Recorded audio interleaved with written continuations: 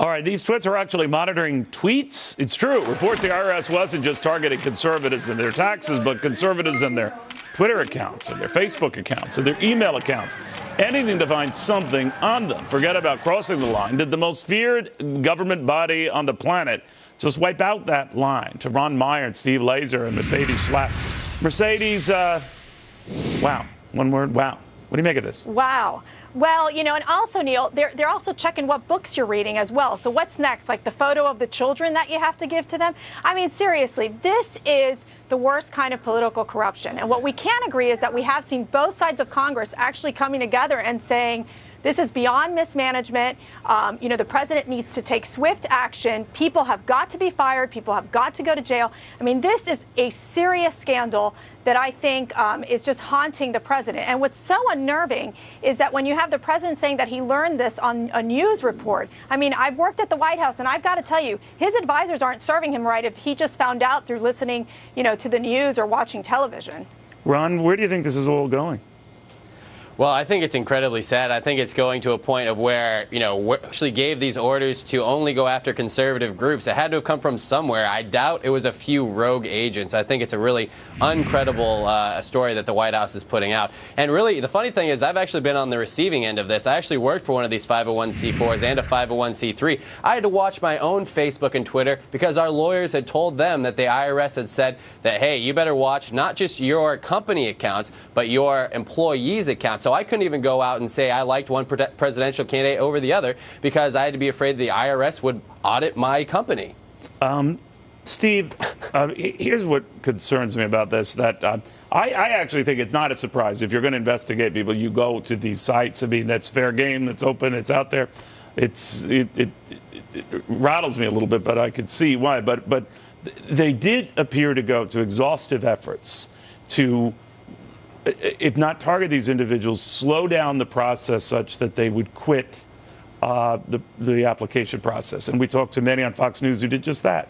And that was the desired criminal intent. I don't know if it's criminal, and I'm waiting to see the full Inspector General report from the Treasury. Some of it started to come out, and I'll talk about that in a second. But one of the things that really infuriates me about this whole thing is we had liberal groups targeted in 2004. That's come out now, right? The NAACP was targeted. Greenpeace was targeted. Several black churches that criticized the president, President Bush at that time, were targeted. We didn't hear anything from the Republicans. Republicans are the folks that don't like the IRS. You would have thought they'd be the first people to complain if the IRS was engaging in any sorts of malfeasance. You're not justifying one for the other, right? I'm not justifying. You know what? I think there's something screwed up with the IRS, and I think that's something that we should investigate. So maybe that's one thing both sides now are mutually agreeing. It's an abusive agency. I do, but I think we should wait. I think the information coming from the IRS is very interesting. That's all right. Well, we do know this much. There are scores of these conservative groups that were targeted, and I think, to Steve's point, we have seen the IRS used as a political tool going back to what Franklin Roosevelt and John Kennedy and Richard Nixon, and I mean, so it's been a bipartisan sneak attack. But I guess what I'm curious about, Mercedes, is whether we want that entity having a greater role, let's say, in things like healthcare. We've hired 16,000 IRS agents to administer 49 different financial provisions within healthcare.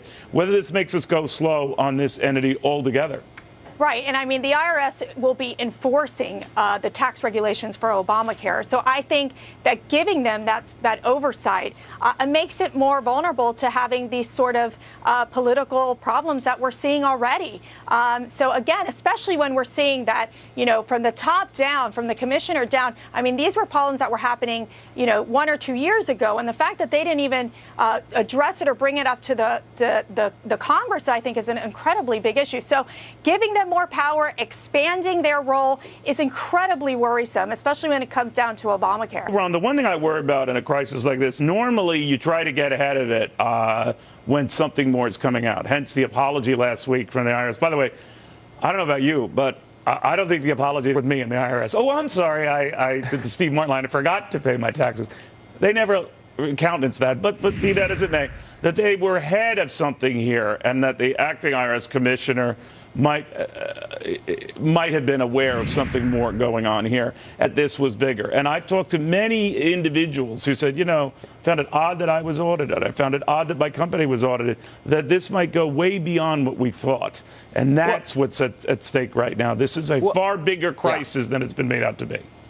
Well, I think that it's always great when we see self-disclosure, but the problem is, why hadn't we found it before, and why is it happening now? Why was the self-disclosure? Questions that certainly need to be answered, and that's why there needs to be an investigation.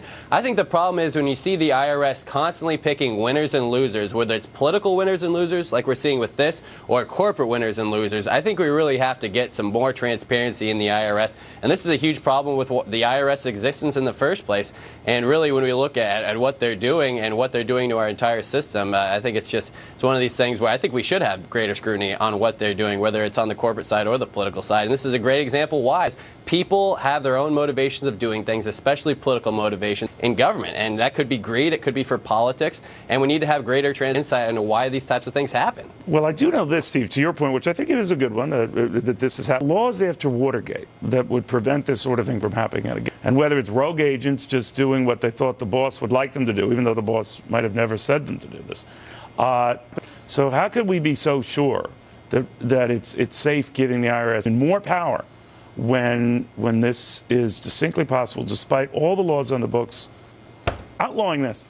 Well, I spent some time thinking about this actually last night because I am Me sick too. of, I mean, minutes ahead of the show, I was studying like crazy. I saw that. I'm sick of this happening to both parties, and I think everybody is. And I think one of the things that should happen is the folks in charge of the IRS should come up with a plan on who they intend to audit, how they intend to go about it, and they should to the ranking members of both the committees in the House and in the Senate on how they do that. So there's complete transparency, like Ron said. There's got to be transparency. They shouldn't be making up rules willy-nilly on the fly like this. All right, but if the IRS does come after any of you again, you just say, "Oh, I'm sorry." We'll just give them your information, Neil. See how that goes. We'll just friend you on Facebook and give them your information. Yeah, that would be nice. All right, don't run away too far, folks. I'll see you back a little later.